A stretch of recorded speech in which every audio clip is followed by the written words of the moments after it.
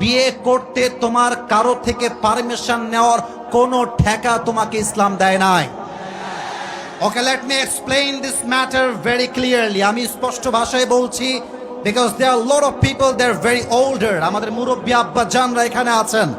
আমি যুবকদের হাতে পায়ে ধরে বলবো, একদম আবদার করে, প্রথমে বিয়ের জন্য বাপ মায়ের হাত ধরবা, পা ধরবা, বোঝাবা, বুঝাবা, বোঝাবা, বোঝাবা, try again, again, again, try again.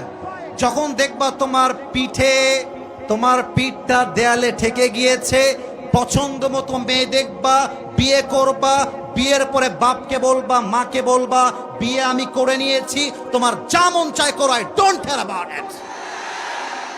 আমার চরিত্র নষ্ট হবে, তুমি দিনের পরে দিন দেখবা, তুমি বিয়ের জন্য আমাকে হেল্প করবা না, তোমার মতো বাপকে মান্য করার চাইতে ইম্পর্টেন্ট হচ্ছে Likey